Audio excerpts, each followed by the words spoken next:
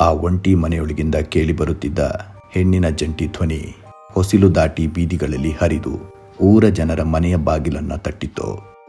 ಆ ಅಸಹಾಯಕ ಧ್ವನಿ ಕಿವಿಯ ತಮಟೆ ತಲುಪಿದರೂ ಯಾರೊಬ್ಬರ ಮನಸ್ಸು ಕರಗಲಿಲ್ಲ. ಬೆಳಕು ಬರುವ ಮುನ್ನವೇ ಕಿಟಕಿಯ ಕದಗಳು ಮುಚ್ಚಿಕೊಂಡವು. ನಿದ್ರೆಯ ನಾಟಕ ಮುಂದುವರಿಯಿತು.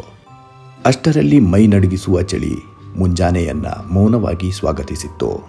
ಆದರೆ ಆ ಚಳಿ ರಾತ್ರಿಯೆಲ್ಲ ನರಳಾಡಿದ ಆ ಒಂಟಿ ಹೆಣ್ಣಿನ ಜೀವದ ಕಥೆಯನ್ನ ಮುಚ್ಚಲಿಲ್ಲ. ಬೆಳಗಿನ ಹೊತ್ತಿಗೆ ಆ ಒಂಟಿ ಮನೆಯ ಪಕ್ಕದ ಮರದ ನೆರಳಿನಲ್ಲಿ ಕಾಲವೇ ನಿಂತಂತಿರುವ ಒಂದು ದೃಶ್ಯ ಕಾಣಿಸಿತು. ಅದನ್ನ ಮೊದಲು ನೋಡಿದ್ದು ದನಕಾಯೋ ಹುಡುಗ ಚಂದಪ್ಪ.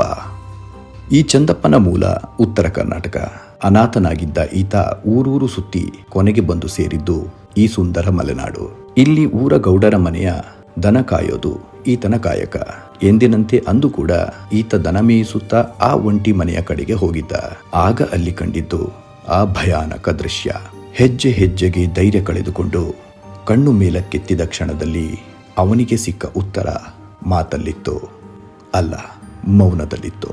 ಮರದ ಕೊಂಬೆಯಿಂದ ಜಾರಿ ಬಿದ್ದ ಕೆಂಪು ರಕ್ತದ ಒಂದು ತೊಟ್ಟು ಆತನ ಮುಖವನ್ನು ಸ್ಪರ್ಶಿಸಿದಾಗ ಚಂದಪ್ಪನೊಳಗೆ ಏನೋ ಮುರಿದು ಬಿದ್ದಿತ್ತು.